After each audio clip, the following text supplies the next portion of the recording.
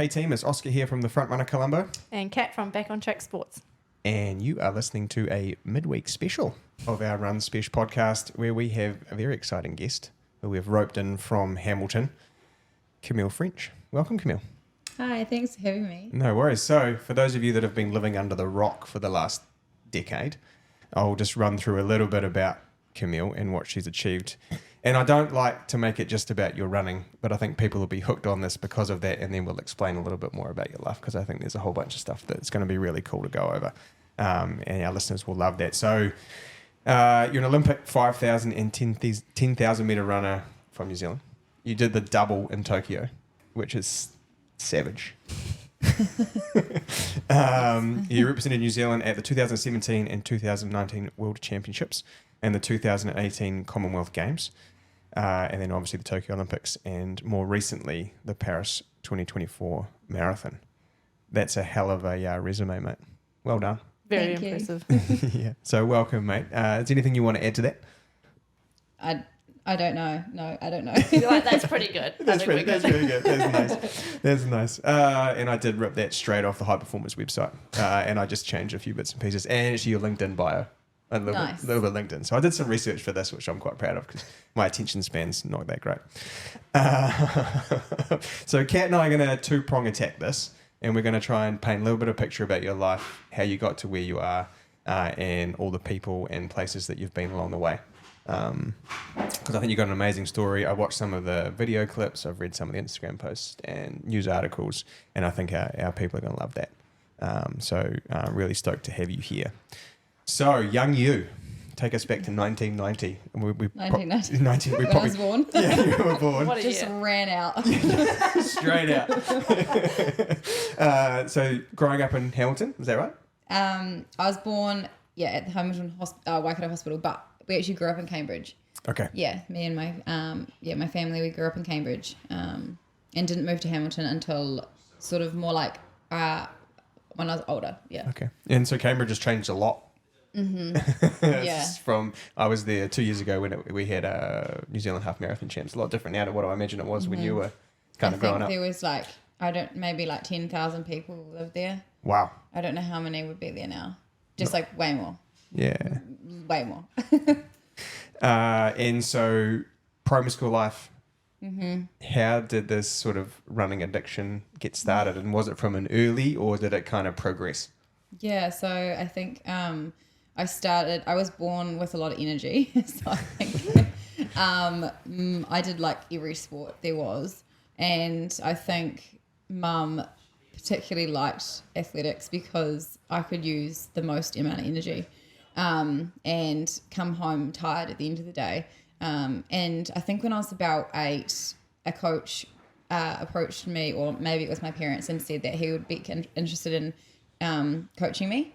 And again, Mum and Dad were like, oh, this sounds amazing. Camille's going to be doing extra training every day after school. That sounds perfect, along with my other not athletics, but like netball, basketball, jazz ballet, everything. And so Mum would just drive me around from one thing to the next. And yeah, I guess like over time, since then I started doing races and stuff on like a Saturday and it kind of progressed. So my other sports I kept doing, but then I started maybe focusing slightly more on running but yeah, I started young. Like I was definitely young when I started, and I loved racing because I loved just like competing against people and pushing yourself. And then also, obviously also like you'd race against like the boys and stuff. And then you'd be picked first for sports teams because you're like hopefully kind of one of the fast ones. And so I kind of really liked that.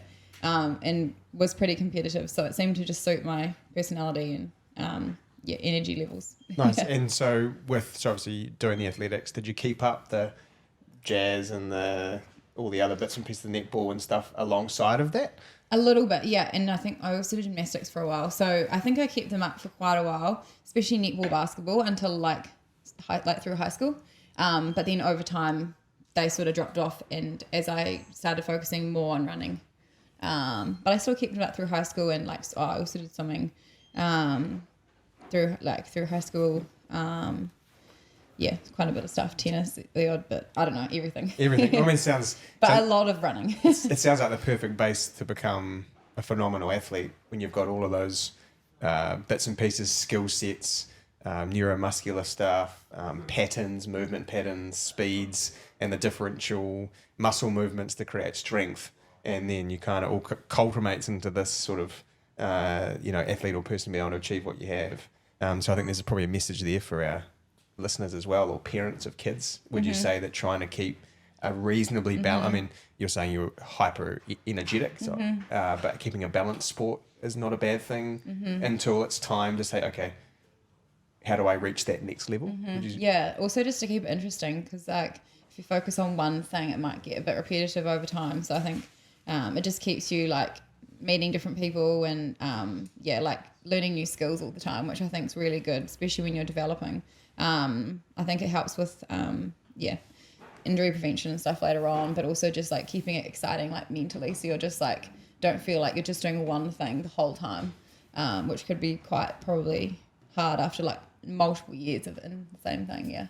And how do you know like what sport you're going to be good at if you don't try them all, right? So I think that's a great point, Kat, and I think more people should do more stuff and try things, and we definitely encourage our kids to do that. Like, how do we try a little bit everything? I don't mind if you get in the car and say, well, that sucked, we'll do something else next week. But at least you tried. At least you gave it a go. And, we're trying to create well-rounded people, but, well-rounded athletes as well. So through high school, were there any particular role models, coaches, teachers, people that kind of influenced you, or did you just got attracted to the sport and then it was just anyone who would help you kind of?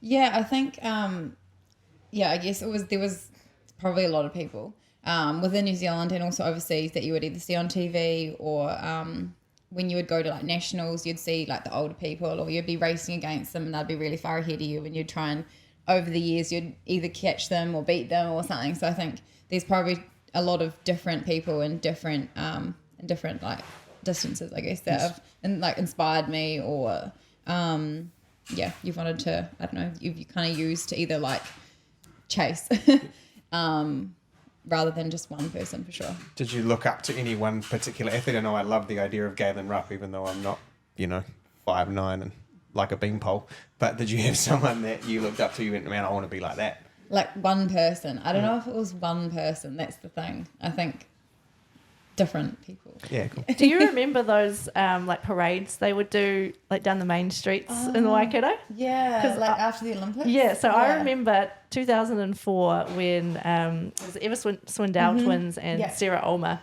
They won the golds, and I just like have such vivid memories of them like going down the main street of Te Awamutu. I'm like, that is so amazing, and I was able to get Sarah Ulmer's autograph, and she signed something which I've still got, and I'm like, that was amazing. So like, I think for me that's my role model, just seeing people at the top of their sport and succeeding. Yeah, that's actually so true. I think for me, I remember going down to the rowing, like in Karapiro, and Rob Waddell was there and Sonia Waddell were there. Oh, awesome. And I think maybe Sarah, and maybe the Eva Swindell twins. I can't remember exactly what year, but ages ago. I was pretty young, and I remember they signed my hat. Like I have a cap, and the cap is like got "You're Simply the Best" on it, like on the cap, and then I've signed like underneath, and I still have it. Yeah. And so that was probably, I can definitely remember that. And it's pretty inspirational. It is inspiring, eh? This goes to show how important it is that our top athletes or whoever's at the top of their game is approachable and accessible for young kids, and we need to make sure that we maintain that. Yep, keep it going. Because that's how you get that next generation of talent coming through thinking, I want to be the next Camille, or, I want to be... Well, it's true. It's so true. Like, I think the amount of feedback I got, and I'll digress slightly from, in particular, the young women in the athletics clubs, whether it's Christchurch Haven or Port Hill, saying, I want to come and meet Camille. I mean, that's like, it's so cool. Like, and you give them a pathway because they're going, well, how do I get from running around Hanson's Park in my Essex MDs to competing at the Olympics in my New Balance Elite V4s? Yeah. And you show that pathway, and we can't not let that happen. Otherwise, the sport doesn't progress. Or sport in general doesn't progress. So then you make the decision, or you qualify for the Youth Commonwealth Games. Yep. Yeah. Talk us through that. That was probably... so the World Youths would have been my first youth, like world event. Yep. I think they've stopped it now. They've just do World Juniors. Gotcha. But it used to be World Youth then. So World Youth was under 17 or 17 and under, something like that. And so that was my first, like, I guess, full world team. And I qualified in the 3K. I think it was like 9:30 something you had to run. Yep. And I remember it was like right at the end of the qualifying period, and I just had to, like, I think I did it zones or something one day. And it was like, right, you've got to run this time per lap for 7.5 laps, go. And I remember my coach calling splits and just being like, okay, like, you're still on, you're on, you're on. And then I can actually still kind of remember it because, I just felt amazing that day. And, I think I was maybe 16 and ran 9:34, I want to say. Yep. Just solo. And it was like, oh my gosh, I'm going to like a world championship, but obviously for a younger person. But it was pretty exciting achieving it, and probably broke the zones record by quite a bit that year. But like, it was pretty cool. Definitely. I was like, that was a good few years I had around that time as well. Yeah. And so the way you described that, all of a sudden you're like kind of elated, and the emotion comes out. So is that when you realized, I'm quite good at this? I could be, I could reach further, or I could dream that maybe I can get further? I think I'd wanted to before that, I reckon. Like, I think I almost would say that I kind of had a bit of a tough time after the World Youths. Yep. But before that, I was going really well. For like the few years before that, I did really well, like from third form, fourth form, fifth form, sixth form. Oh no, not as much sixth form, but third, fourth, fifth form. Like, was running really well, winning like fairly most of the national titles and things like that, and it was going particularly well. And so it was like very, like, I felt the progression was going really well, and if anything, it sort of slowed a little bit after World Youth. I think I kind of just hit an age that things slow down, you go through puberty or whatever happens. So you like, things just don't come as easy. Well, not easy, but so maybe, I sort of had to have tough few years after that, actually. Yeah. That's important to talk about. There's a wonderful book by Lauren Fleshman.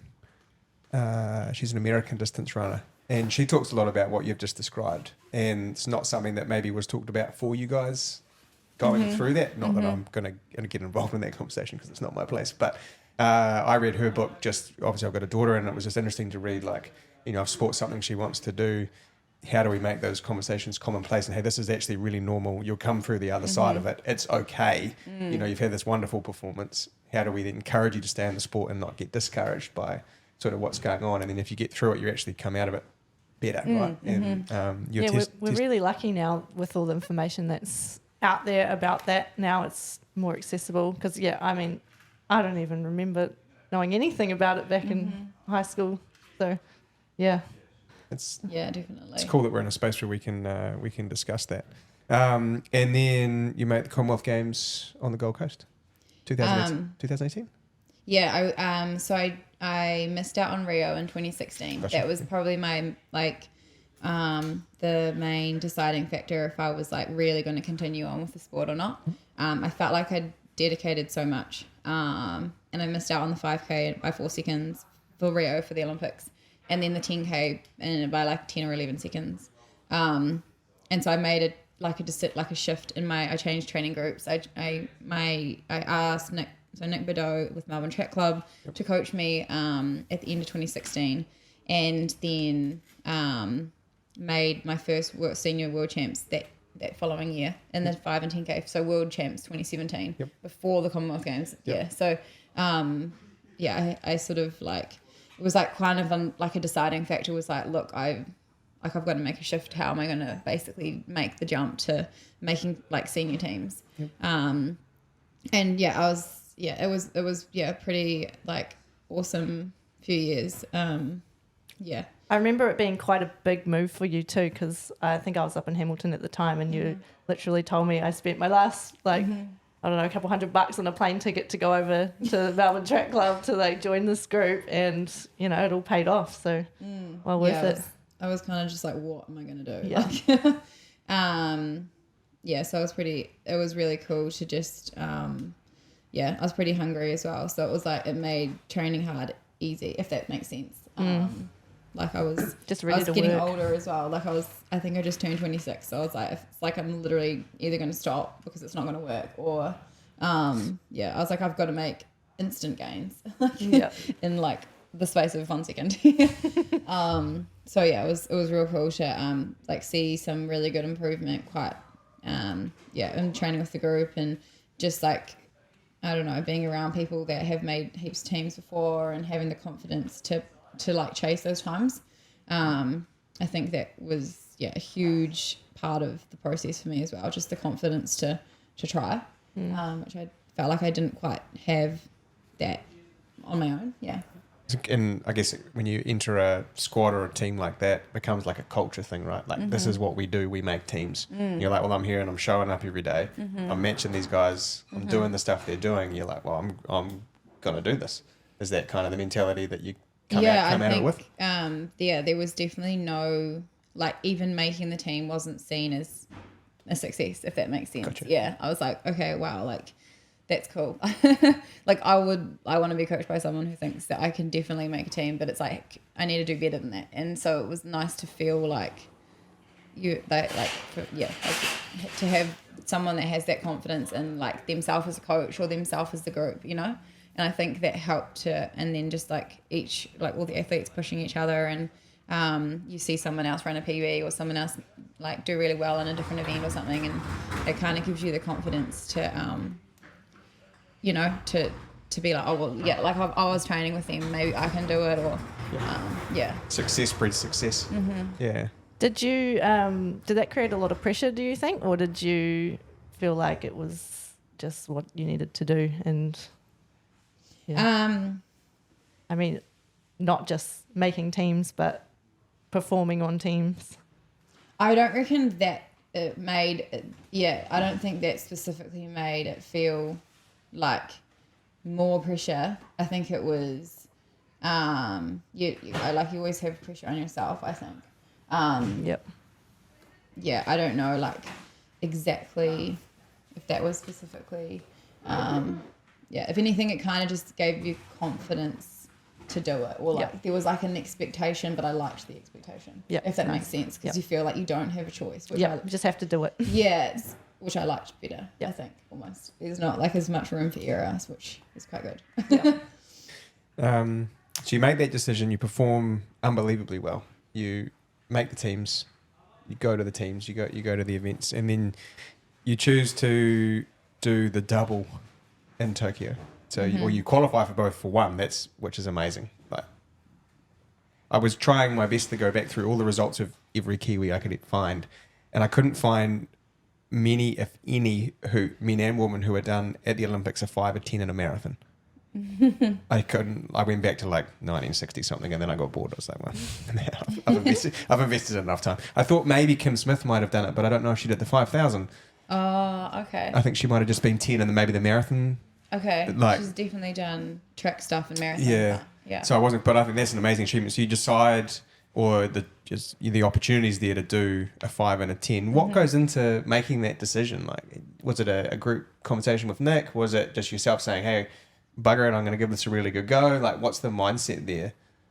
I run both the 5 and the 10 at World Champs in 2019 when I qualified.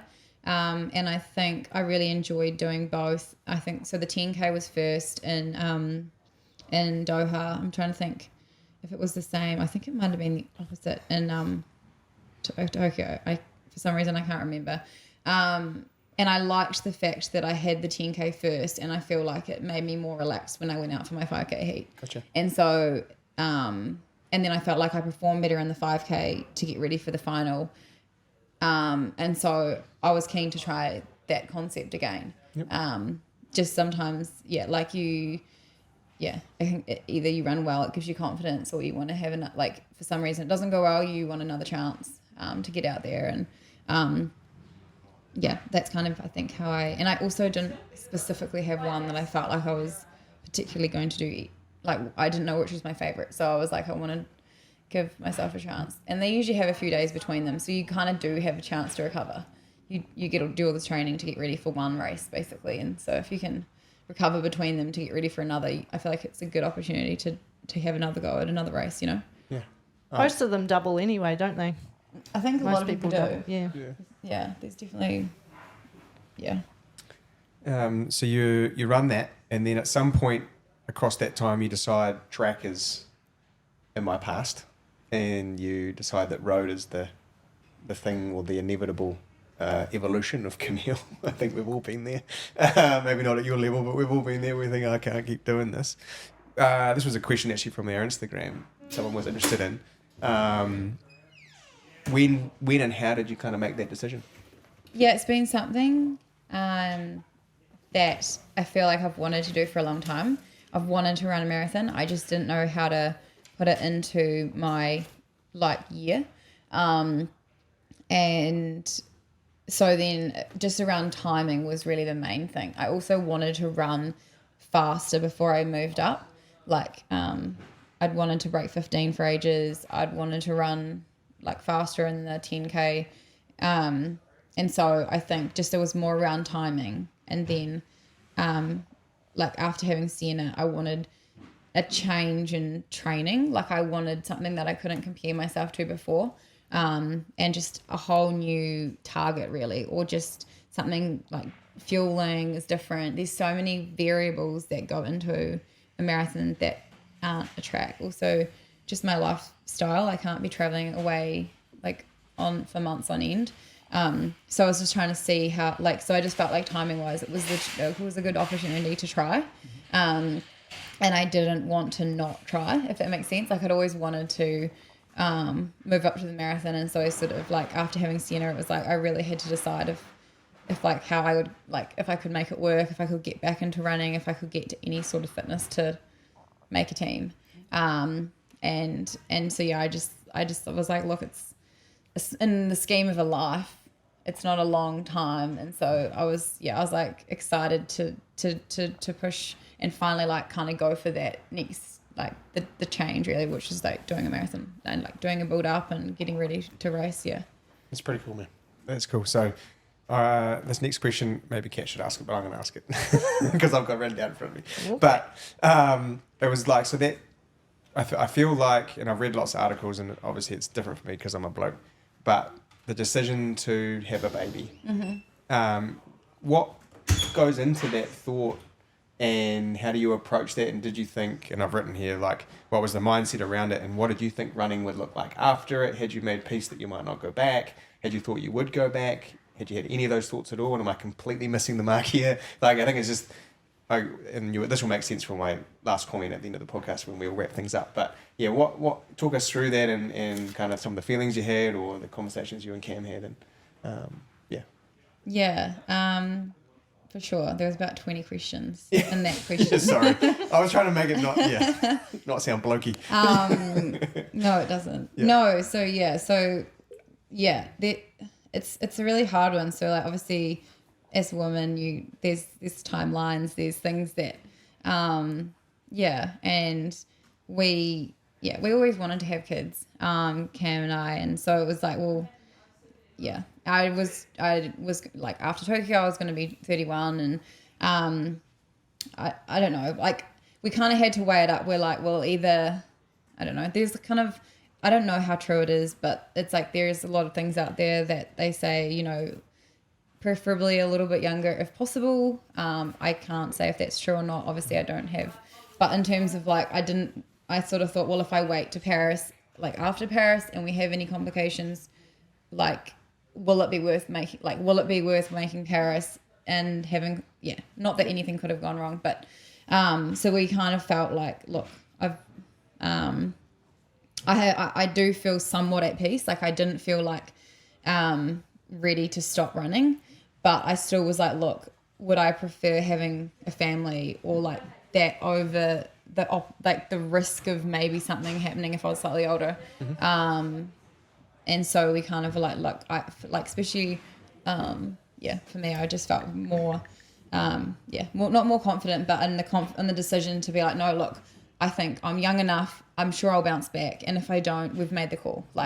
And I'm happy with the decision. And so, I had to also admit that, look, the reality is I might not be able to get back into shape again. You never know how you'll respond. I felt, especially not even a couple of months after having her, I couldn't even run really at all. So it's like you sort of, and I definitely think there was probably at least 8 months after having Sienna, I still was like, look, I have probably no chance of running again properly. Absolutely, I can't even run a 4-minute K hardly. It's so hard. Everything just felt really hard. I felt I quite struggled with, not struggle, but I couldn't really find a good balance to get my training in. I was home predominantly the whole time with Sienna. Cam was just started his post-athletic career, so that was our focus. And so it was how do I fit in some training alongside his sort of career being the focus for our family moving forward. So it was just balancing everything, and then having the confidence to kind of try or give myself the chance. And I keep saying that I've got to give myself a chance to get back. Mm-hmm. And I felt like I hadn't been giving myself a chance. And so we kind of made a call, was look, so we sort of set Valencia up, whatever date it was, sometime in February. So she was maybe 9 or 10 months old. I'd been running 60, 70 Ks a week. I was not fit in any capacity. That's just Mackie coming in. And it was I kept trying to think okay, next week I'll do a little bit more, and the next week I'll do a little bit more, and then, but it never would happen. I'd always have there would always something would crop up, and it would always end up being another 60K week, and I wasn't improving at all. And so I think we just made a call, was look, I knew that once I decided, I was if I decide I'm going to make the Olympics in the marathon, I'm going to decide, I'm just going to, as soon as I actually commit to this and have belief, I have to make it. And I think I finally started my first week at the beginning of Feb last year. I think around 130K. I was right, I'm just going to start this week as much as I can and just see. Even if I don't even see how I can do it, I'm just going to see. And I remember doing it, and I was I'm not actually any more tired, or it just worked. I figured it out. And I just jumped straight into full training after that, basically. And I got fit really quickly after that. So it was but I've still felt really in the unknown for ages myself. Yeah, I think maybe other people either do or don't. I'm not sure. But for me, I felt very, who would know? I didn't know that it would actually work out. And there you have to think about a lot of things. Obviously, especially being a woman, or and wanting to have a family and stuff. But I don't know. It's kind of, I feel so excited and kind of grateful that we tried and we did, and it's cool. It's so awesome that Sienna's around to be part of it. That video had me bits. And it was so cute. I was I think I was sitting on the couch with my daughter and my wife, and they're heavy in pieces. I'm a fairly emotional bloke, but I was in bits. It's one of the coolest things I've ever seen. And I just think so, and I'll touch on that once Kat's done her bit, but I think it's one of the coolest things I've ever witnessed. And super proud to be a Kiwi and feel very small part of the attachment to what you achieved. So I have got a little, this all ties in quite nicely because I have a nice little message here from Cam. So I did do some due diligence. So he said this. He said it's been a crazy couple of years, but really rewarding, and we are really grateful for everyone that has been on the journey and who has helped us make it happen. I have had a big workload with my job, which has been rewarding in itself, but Camille has really been working hard, not only with her running, but as a mum and a wife, keeping everything charging. I think that is a really cool part of the story that not everyone will know, how dedicated she is to her running. She always has others on her mind, especially Sienna and I.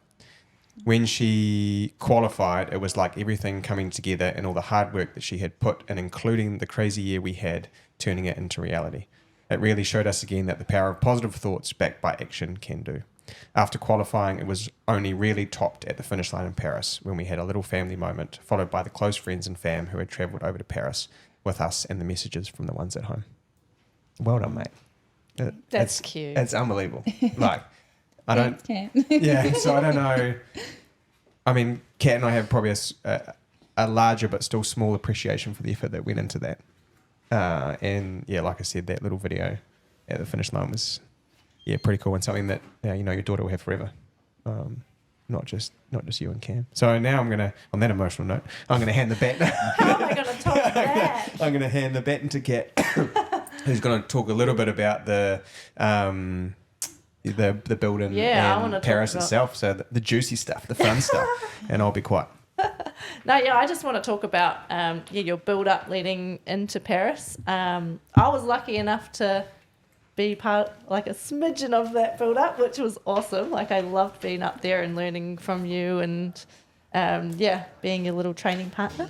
But yeah, tell us how it went, if you had any hiccups along the way, or tough sessions that you had to do. I think Pass that down if you want. here we go. It's just water. It's not there. Yeah, courtesy of Almighty. Thanks, New Balance. So there was another few questions in there. I know, I'm just throwing them at you. It was like amazing that you came up to train with me. I feel like we missed you. I needed her more. I just feel like we were both in a bit of a lull, and it just so happened that I just randomly messaged you one day. I was like, "Well, do you need a training partner?" You're like, "Yes, 100% yes." Are you an adult person to talk to? Yeah. So I think I ended up being there for like quite a while, 6-7 weeks. Yeah. Talk us through that block. Yeah, Kat's all like, poor me, poor Kat. It was hard. So I had my first block leading into Valencia was like, the race was December 2023. I then did another build up before Nagoya, which was in March, a few months later, and then the next build up began not long after that into Paris. So it was basically 3 back-to-back build ups. And so I think I found the last build up particularly challenging, with trying to add heat training, hills as well, and just in general being the third block back, like behind each other.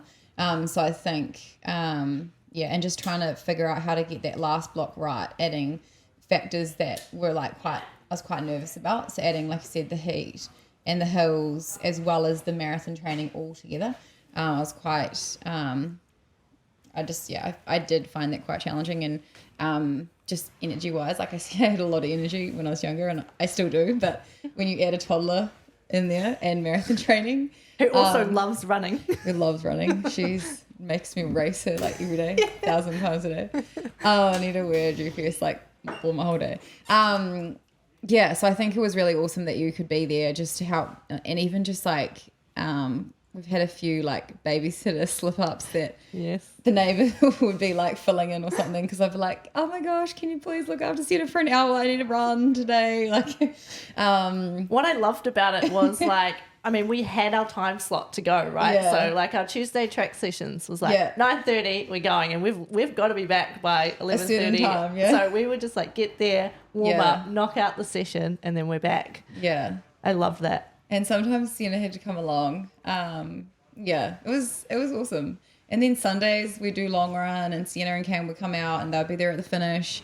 After 2.5 hours, we'd go get some food, and it was cool. They were a huge part of the block as well. 2 hours on the Cambridge Hills, by the way. It was meaty. I got so fit. Yeah, I know. I feel like you were doing really well. But no, it was really cool that you could be part of that build up. And then I did my final build up, my final heat prep about 2 or 3 weeks out was in Montpellier in France. So I flew over by myself, which was crazy. Just to get the final prep. Trying to get as much rested as I could within reason. So that actually went really well as well, the prep, in Montpellier before heading into Paris, Yeah, cool. So you felt pretty good going into race day? Yeah, I felt pretty good. I felt like there were a few little hiccups in the training block that I felt like I almost wish I'd had slightly longer in the end, just with different things that cropped up, but you can't ever have a perfect build up, right? And so I think I had I felt like I'd done all I possibly could. Like I don't know. I felt like I'd given everything I kind of could to get to the start line and give myself like the best chance to run my best, knowing the terrain and the conditions would be pretty tough. So, So talk us through that race, because I know, was it 450 meters of elevation or something like that? All within like 15K? Yeah, there was quite a big hill, like it was a 5K hill, I think. I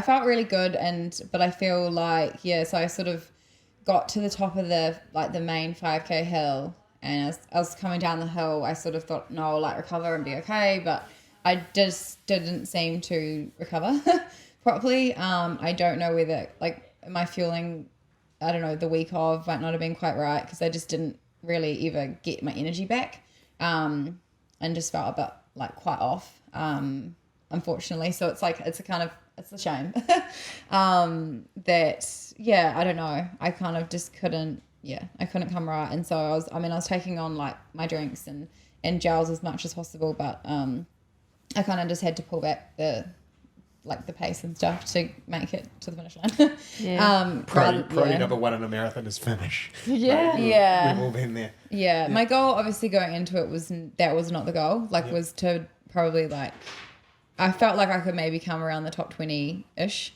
But then it was quite clear at like 25K that was probably not going to happen. And so I had to kind of change like my whole mindset, and be like, look, it's actually just like you know, just think of how far you've come, and you've got to reassess everything. Like, it's not a failure. Like, you've got to get to, like, the finish line is still amazing. Sienna's there like waiting for you at the finish line.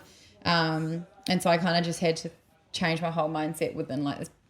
And every now and again I'd try and push again, and then it was like, no, I'm like, I can't actually do this. Like, and so I had to keep pulling back and just be, like, again. I think that's really important to be adaptable like that, because I mean, how often is it going to go perfectly in a marathon? There's a lot of time for things to go wrong and a lot of variables. So to be in the mindset that, you know, I'm not feeling 100%, but I'm going to make the most of the situation and just try and get through it. I think that's really important, like a good mindset. Yeah, I think, I think it's such a long way. And so, it's, and you're racing like literally the top of the top. There's no other people in the race. Like, it's but there were so many people cheering. Like, that's amazing. Can't explain. So my last name, because it's French. Yeah, they would have loved you. I honestly was like, it was crazy. Everyone was screaming. Like, I think the TV camera had followed me earlier on. So people it was like, they knew that like it was kind of coming, and I'd like be coming, and then everyone would just go crazy. And I was like, oh my gosh, like, what's going on? And so I was like, okay, just embrace it. And then I was like, you know what? I'm going to just embrace it. And I think it was really cool. Like, the crowd was crazy, considering it's such a long race and it wasn't looped. So it was like, it just was one course. So people would have had to be lining the streets, especially the last like 5K. There was hundreds of thousands of people. Like, it was crazy. And I was like, oh my gosh. It honestly looked like a really beautiful course too. I mean, amazing. You were hitting all the main sites. It looked stunning. So that would have been awesome, just running the streets of Paris. Just literally, it was literally a dream. I was like, am I living my dream right now? And then I was like, but I'm so tired, but I'm still living my dream. Yeah. It is important to, I guess, be in the moment as well, right? Like, you go, I've worked all this time. There's probably been some opportunity cost. We don't like to call it sacrifice too much, but there's some opportunity cost to go into getting yourself there, and you kind of, in that moment, you got to be like, okay, well, maybe it's not exactly what I thought it could be, but now I'm like, I'm going to enjoy the hell out of this, because a very small handful of people have the ability and then the desire to want to go chase that. To kind of help what you were feeling, or what, you know, what was, I was, it kind of just, I was like, almost like, it just felt really surreal. It was like, is this real life? It was cool. Yeah. I mean, there's a huge amount of work that goes into it. And so again, it was like, you want to make the most of it, as much as I was still pushing the whole way to get the absolute most out of myself. It was like, I did have, there was part of my brain that was still working. that was like, this is still really amazing. Yeah, you're so right though. There's a very small 10% which is still functioning right now. Yeah. You're absolutely correct. Yeah, I was like, just get to the finish line. And honestly, I just was thinking, I know Cam's like, you didn't even say you thought about me. But no, I was really thinking about Sienna like most of the race. But I did think about Cam briefly, but I Mostly definitely Sienna though, Cam. it was Sorry. mostly Sienna. No, I was like, I told him the day before, I was like, hey, so I know it might be hard, but can you and Sienna be at the finish line? Like literally at the finish line, because I'm going to be so tired that I just need you right there. Just absolutely right there, because I won't be able to function. Like I won't be able to think. I don't know what's going to happen at the end of this race. So can you just be right at the finish line? And it literally, they were right at the finish line. Like I don't understand how they got literally right at the finish line. Trust an found a Olympian to way. be like, we're going to get there. He got it so like I crossed the finish line and looked back, Yeah. and you see it, it's just like hi, and like at the finish, like right there, and so I was like, oh my god, they did it, and so I was so excited. I was like, because I tried all my best just to get there as far, like just get to the finish line as I possibly just could do it. And then they were just right there. I was like, oh my god, like it was so intense, like the emotion. But I like, if I was like, I couldn't really cry because I don't really cry, but there was like definitely crying emotions going on in my body. If I was like a person that could cry, really, yeah. And so, like, well, those first couple of thoughts, did you have like 3 or 4 that you remember, or was it just like chaos, and then it's kind of that one focal point? You're like, oh, I'm just going to focus here on Sienna. Like, what kind of happened?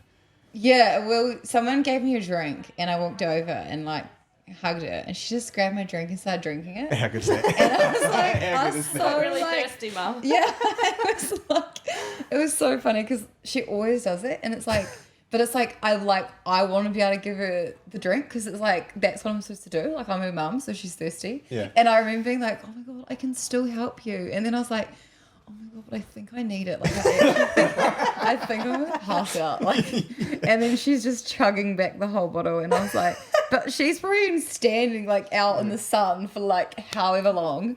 And so it's like she literally needed that drink too. So I was like, oh my god. That could be the most Kiwi mum thing ever. Yeah. No, if you take it, I'm fine. I'm fine, okay. Fine. Sorry about it. I was like, I'm so fine. And I was like, there's a part of me that might not be. I might pass out just in 1 second, but I should be fine. Yeah, I mean, that's race recap. I have 2 questions about the village, actually. Okay. One is about the cardboard beds, and the second is about the chocolate muffin. Okay. So how are the cardboard beds, first of all? I would say I'm not a huge fan. I wouldn't be purchasing one if I had the choice. They are particularly small, and you just like barely fit on it, and then like the wall is, you're just kind of banging into the side of like a concrete wall or whatever it was made out of. Did you get mattress stoppers? No. Yeah, but they're very thin. Oh. Like I don't know. Now I sound like a princess, but it's particularly unbearable. It honestly looked horrific. I don't know. I don't know how anyone any larger than me kind of did it. Yeah, there's no way like LeBron James is sleeping on I that. don't think no way. everyone was staying there. I think you couldn't. Yeah. No. Yeah. I don't know what the deal is with. I think a normal bed would be like a lot better if I had a choice. Yeah, I'd say so. Yeah, I don't know. Could have just had normal beds and then given them to charity them. for kids who Yeah. didn't have beds. Yeah. Yeah, I something, think like- rather than I don't know. Like I'm not trying to create a No, I get it. thing around here, but I mean, yeah, something maybe next time. I don't know. Maybe other people didn't mind them. I don't know. I think a normal bed would have been better. Can you imagine Tom Walsh on that? I don't know. Even like a one single mattress on the floor, I think would have been better. Classic. Oh man. I don't know. That's gold. That's gold. So yeah, the chocolate muffin kind of blew up on TikTok because there was this Norwegian guy. I think it was Norwegian. I don't know. He just made the muffins look so delicious, and I just always wanted to try one. And I was wondering if you got to try one, if you could tell me how good they were. I did actually. I grabbed a couple of things from the dining hall to take out. I caught up with Cam and Sienna outside the village, just like around the corner, and one of them was a chocolate muffin, and I kind of just like ate it, and then I just didn't even think anything of it, but it was really good. And then I was like, oh, that was the chocolate muffin. Yeah, and I was like, I really should have like taken more notice. It was great. Like I'm pretty sure I ate the whole thing and I would have enjoyed it. Yeah, Beautiful. but I forgot. I definitely didn't take a photo of it or video it or like there was no component of me that. Yeah. But it was good. Like it was definitely good. I should have probably had more. Was the food overall good in there? Yeah, it was good. It was just like it's a huge dining hall. So you had to walk like really like that sounds really lazy. It was literally like hundreds of meters long. But before the marathon, you want to conserve all the energy, and then afterwards, you're like, I can't fucking walk. Yeah, so it was like really challenging. I was like, can I just get something like closer? You need a scooter, like a little Yeah. scooter. I know. It sounds like so dramatic. The beds, the food, it's too far away. But it's just it's hard. I don't know. Yeah, that's village life though, isn't it? Yeah, I think maybe trying to bring some more stuff in my room would have been easier for next. You know, like if I was to have it next time, we'll just like do things a bit differently. Because it's I don't know. You're just not really used. It's fine, but I probably should have just maybe done a little bit less not wandering around, but just little things like that you don't really account for because you're usually like at home. It's like a lot closer. Even just getting to the supermarket, you drive there. You know, you're not actually even. I do click and collect, so I don't even have to walk around the supermarket. So it's like love that. So it's like it's just different. It's fine. Yeah. But, Nice. Adapting. Yeah. Adapting. So I'm going to try and land this thing because Go we're for it. like 50 minutes in, which is pretty good. It's nice, good effort. So I got a couple more questions, and then Kat, if you've got any, you can come in, and then I'll pretty good. land it. If you could go back and talk to 12-year-old you, what would you say? 12-year-old me, I would say I was very ambitious at 12. I was super ambitious. I Which would is awesome. say that it's not like always a set timeline. I think it's like follow your own timeline because sometimes you feel behind other people and then you'll do something else and you like randomly jump ahead and for different ways or reasons. So I think it's like really important to focus on your journey, your pathway, not like especially you can like obviously social media and things nowadays you can see what other people are doing quite easily, but just in general it's like everyone has their own pathway or different things happen at different times. And so kind of just really focusing on that and not putting down like years or age or like time in life as where it needs to have happened. Because often, it's like, why can't you do it at a different stage or why can't you do it flipped the other way? Like it's not always like, oh, you didn't do it at this year, you can't, that's done now. I don't know. So I think just like really focusing, like being like, look, if you can just, maybe, I don't know, about 12-year-old me would have understood it totally, but just the concept of focusing on my path rather than, always thinking what others are doing. You can get kind of disheartened sometimes. It's a great piece of advice. And what would you say to all the mums or women out there who are trying to juggle what they want to do and all the other things that go into being a mum and a partner and a professional of any kind? Yes, just that it's really hard. And Cam and I have like we're doing really well, but we do find it really hard and we've been together for ages and have a lot of energy and we still have we push ourselves to the max like every day, every week to try and achieve stuff. And so it's like it's definitely not easy. It's like it's super rewarding like we were talking about earlier, but it's like just like I totally get it now. It's like, and there's just such a huge part of you that cares so much for someone else, but then also like there's such a balance between like still having stuff for you, but still having stuff, making sure everyone's happy. And it's definitely a huge juggling act and kind of just, just like, I feel like I have a huge appreciation for what other people have to do, but also just knowing that like, I guess if I was to say something, it would be like, just like good job. I don't know, like it's not easy, but then also it's definitely like amazing at the same time. And so just like I don't know, just like I think it's definitely important to give yourself a pat on the back every now and again. Like, we did a good job today. Even if it wasn't perfect. I know Katie and I sometimes we sit on the end of the bed and we're like, oh man, like how do we do this tomorrow? Like some days you think you've nailed it and other days you feel like you've been beaten down, or like it doesn't something, you know, like, I don't know, like for some reason, like, you know, just like won't want to do something or just have a tantrum and you're just like, man, like, oh, okay. And so it's like, and you might be biased, like you might not see another adult for like hours and hours or the whole day or the next day or whatever it is. So it's like, it's okay, like you're doing good. And then the next day she'll be like easy and you're like, oh, I'm killing it. And the next day it's like, oh my gosh, this is hard. And then, but yeah, it's just definitely like a roller coaster, but always trying to, like you said, you know, it's just emotions get heightened and you stress, right? Like, because you're just not concerned. You absolutely want the best for your child and you want them to be happy. And so I think it's like, just trying to be like, no, we're actually doing okay. Like, don't get mad at me if I did this thing, or like, and just like really communicating with, like, with your partner, you know, and things like that, or just trying to, and just be nice to each other, because it's like, it's hard work. And so it's like just being like positive and nice and like understanding and then asking for help if you can. Like, I think that's something that would, Which kind of leads into my next question, like, what would you say to all the partners out there? What can we do to support our women who are achieving great things as men?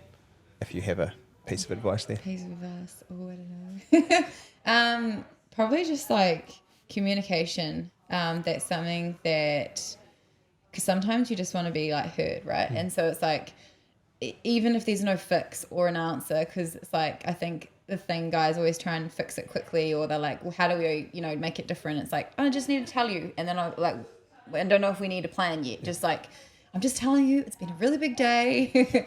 I'm fine though. Like, we don't need to restructure it. So just communication is so good. And just like, even just being like, how was your day? Or like, this dinner is delicious. Just absolutely say it's delicious. Just like, even if you're lying through your teeth, it's just good. It's like any food that's been purchased and cooked and there's dishes done. It's like with the child a lot, like it's hard to juggle it all. So it's like the gratefulness goes so far. You just you feel like amazing when you get like a thank you. You're like, oh my gosh, she loves dinner. Yes, I can do it again tomorrow. But as soon as it's like, oh really, it just like shatters you, because you're like, I tried so hard. Because usually cooking dinner isn't that hard, right? But sometimes going to the store with like a toddler, or like there might have been a tantrum, or getting dinner and then she's throwing everything on the floor and you've cleaned it up 20 times. So it's just a different picture making dinner, or whatever it is. That's one example. So I think just being quite thankful, but also communicating, is like, it kind of just makes you feel like it's all worthwhile and you're like doing a good job. No, well, it sounds like you're doing a great job. Super mum over here. Have you got anything you want to add, Kat, before I wrap us up? I will say Camille's an amazing cook, by the way. She's fantastic. But that's it. Nice. Okay. Well, I'd like to say...